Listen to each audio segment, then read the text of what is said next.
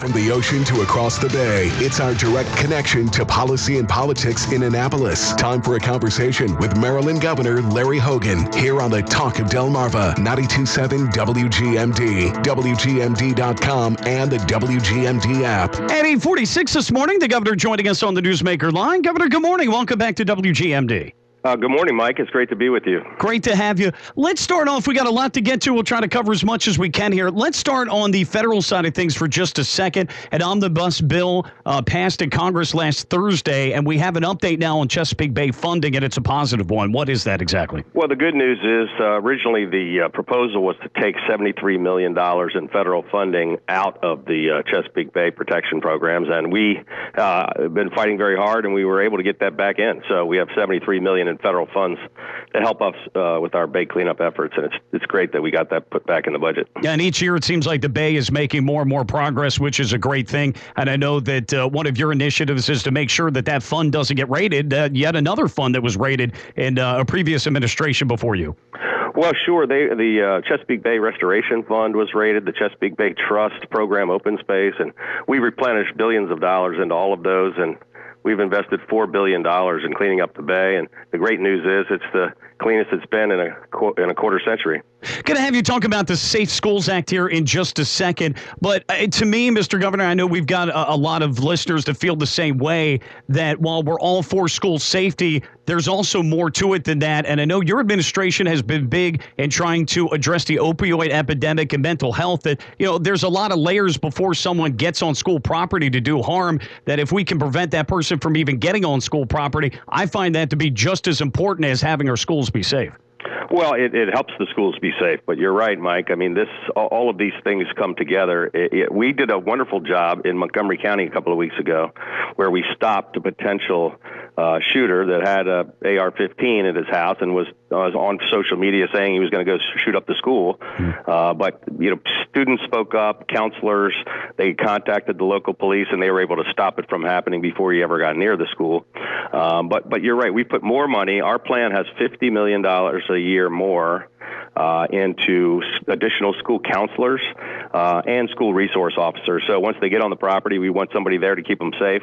But we also want to kind of address some of these issues before they get to that point and find kids that are troubled or that look like they're going to potentially cause a problem. And a lot of it, as you mentioned, is mental health and opioid related, which we've been focused on for years. Yeah, most certainly.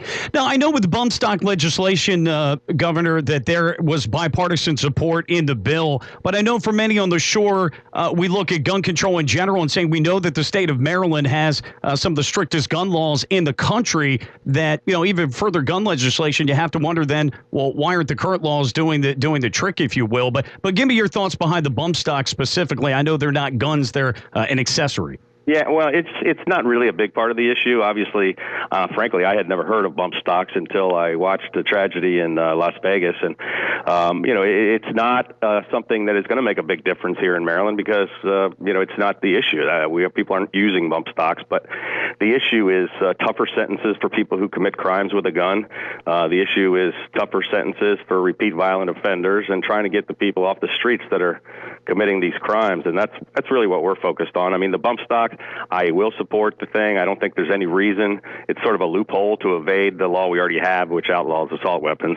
But it's not going to change much. The other things we're focused on, getting tougher on crime, is going to make a difference. We already have some of the toughest gun laws in America, and yet Baltimore City is one of the most violent cities we have in the country. No, that's absolutely right. Now, I know one of the bills, HB 1302, right now is in the Senate, and I know that passed almost unanimously. And I do think, in general, those types of laws are important. But that said, it all depends on what's in there exactly. And I know that after voting on it, Delegate Anderton, Carosa, and Adams from the Shore put out a notice last week that they've got reservations when it gets back to them from the Senate about voting on it without having penalties in there, for instance, for false or frivolous claims, allowing the individual accused to challenge it, and to make sure that there's clear and convincing determination by the judge as compared to just taking the word from somebody, and a process for holding and being given the gun back. Are you in support of those type of amendments? Sure, absolutely. Well, look, my position has always been we should do what we can to keep guns out of the hands of the mentally ill and people with criminal backgrounds. This red flag legislation, as long as it's done properly, if a family goes and says we're very concerned that our child may do harm to himself or to others, and they go to court and they prove that, the judge gives them due process and temporarily takes the gun, gives them a right to get it back. That's okay, but the devil is in the details. Right. So right. Some changes. I don't know exactly what's going on in the legislature. I understand the concerns of the delegates on the shore, and we're going to wait and see what happens between the differences between the House bill and the Senate bill, and take a look at the entire crime package. But yeah, we want to make sure that we can stop some of these things from happening and truly get a gun out of the hand of somebody that is mentally disturbed before they do harm. But we don't want to take away anyone's due process or their rights. Yeah, Greg Klein over at redmaryland.com. I know we have him on every Thursday at 7:50. He said it looks like the Senate will likely clean that bill up, but we'll certainly see. Sure. Yep. Now, I know even though the budget's in the conference committee, there are just a few differences to work out. Wanted to get your thoughts on the budget for fiscal year 2019. Well, we're pleased that it looks as if we're close to that. I mean, it's could be wrapped up as early as tonight, if not probably tomorrow. And this is a tough thing to do because reaching agreement in both houses with folks on both sides of the aisle, and nobody's going to be completely happy with the budget. But I can tell you we've reached a pretty good consensus that most people agree to, and the fact that we're getting a budget done a couple of weeks before session ends is quite an accomplishment. I mean, the folks in Washington haven't gotten a budget done in 20 years. And no, that's right. We do one every year. Well, and the budget only goes up about 2.2%, but I think when you take out inflation, it's about flat. And you've been really good about holding the line on increases of the budget. I think it was just 0.5% last year, if I'm not mistaken. Yeah, well, I'd rather see no increase at all, but we are below the inflation rate, and we've got this mandated spending where 80-some% of our budget is mandated increases in spending that we can't control. That's one of the things I've been trying to change because we want to have even more ability to streamline and to find better ways to provide services to the taxpayers at less money. But it's a pretty tight budget and accomplishes a lot, and I think it's a pretty fiscally conservative budget. Now, one of the things we talked about with Delegate Anderton, very happy to see HB 807, of which he was a co-sponsor on, helps to restore highway user fees to counties and municipalities. I know you ran on this and have been pushing this a couple years ago, but unfortunately, the other side hadn't really gotten it together. But finally, the legislator has, and it looks like the funding will be restored to municipalities at about 90% pre-2010 levels, and then double currently what the counties receive. Is this something that's going to be all at once, or is it going to be phased in? Do you know? I think it's phased in over 5 years, and we have had a plan for 4 years in a row to restore 100% of the highway user revenues to both municipalities and to counties. Right. The legislature keeps cutting it in half every year and not putting the money in. This bill that Delegate Anderton has, we're supportive of the bill, but it's only focused on the municipalities, and most of the money is actually in the counties. And it's over 5 years, which is just like our plan, and it's 90% instead of 100%. But it's a step in the right direction, and we hope we can make progress to put more money into local roads. Yeah, I don't know why anybody would shoot that down, quite honestly. I don't know why they wouldn't want to restore it to 100%. No, it's the main source of revenue in the municipal governments and the county governments from the state. And under the previous administration, they eliminated about 94% of the funding and just crushed local budgets.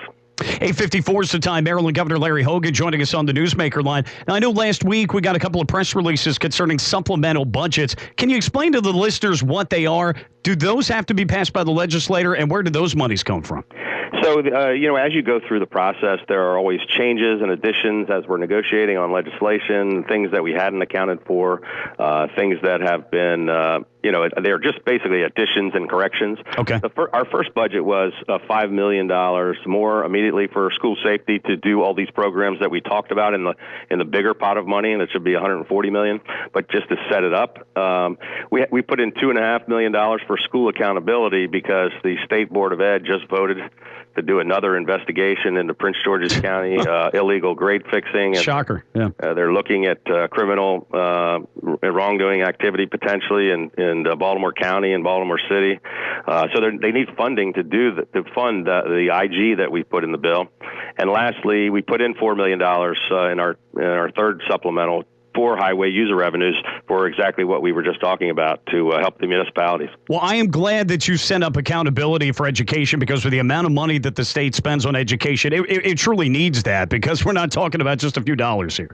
Well, no, it's our number one expense, and it's everybody wants us to have the best schools we can, and we put tons of money into that. We're some of the most highly funded schools in America, but they also want accountability for those dollars and to make sure that they're getting into the classrooms and actually helping the kids. I saw that there was funding in one of the supplemental budgets for the Office of Small Business Regulatory Compliance. Again, a way of helping business, which I think is great. I saw Senate Bill 134 that you had, the Small Business Relief Tax Credit, was passed unanimously. Yeah. But where do things stand on its companion bill, HB 99?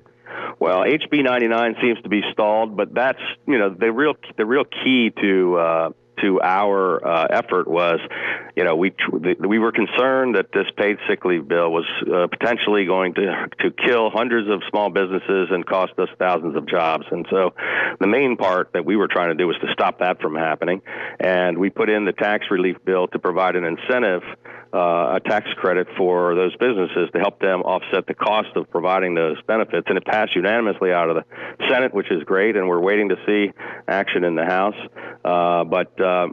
That and also the office that we set up to help businesses comply, it's going to help, alleviate some of the concerns, and we want to make sure it goes smoothly. I mean, people, the argument is over. People are going to get more paid sick leave, but we're trying to make it as easy and palatable as possible on the small business people that have to provide it.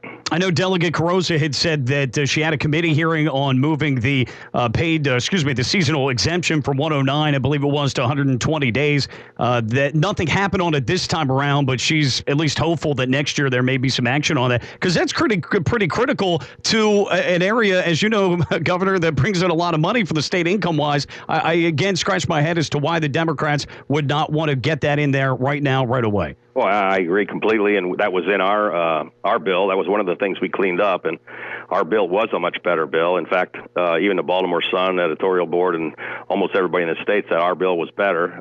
Unfortunately, that one is not making progress. But yeah, 120 days makes sense.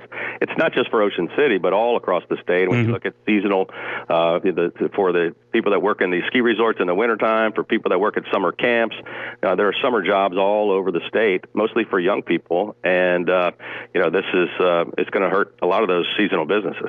I know this is kind of late in the game, if you will. I know I received an email the other day from one of the Worcester County commissioners. I know they sent a letter to Delegate Carosa and Senator Mathias concerning the $600,000 it would take for an inlet study concerning the shoaling there that's going on to pay the Army Corps of Engineers, hopefully for a long-term fix, because we keep getting these short-term fixes. Yeah. We need a long-term fix there. But the county's wondering if the state is potentially interested in sharing some of the cost of that. I don't know if you could speak to that. I know it's late breaking. No, sure.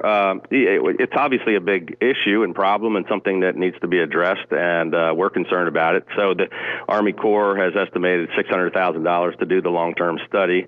There has not been any formal request to the state yet. There's nothing in the budget for it, and I know there were some discussions early on about the city, the county, and the state paying 1/3 each, and now the city is saying they don't want to participate. But I do know that DNR is currently in discussions with the county leaders, and we certainly want to try to focus on doing what we can to solve this problem, because it's important to the area. Yeah. Well, Ocean City just didn't want to tap into beach replenishment. I think that was their big issue. We'll hopefully figure out a way to make it work. Yeah.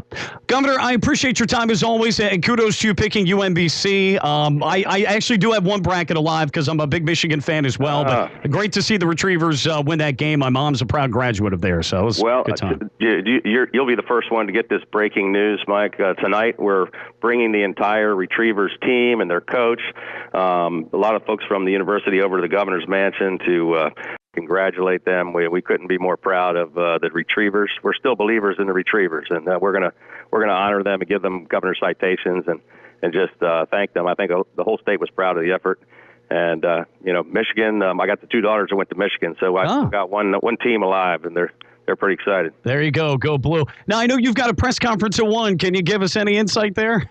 Well, the press conference is going to cover a lot of the things that you just asked me about. You're on top of a lot of these issues, but it's basically 2 weeks left in the session, a kind of a rundown of here's what we've got accomplished, here's the things we're making progress on that we need to get finished in one house or the other, and then here are the things we're frustrated with that aren't getting done yet.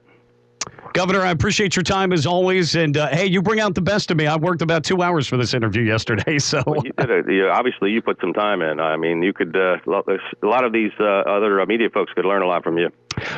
Governor, thank you so much. I appreciate it, and keep up the great work in Annapolis, and I look forward to talking to you soon. All right, Mike. Thank you.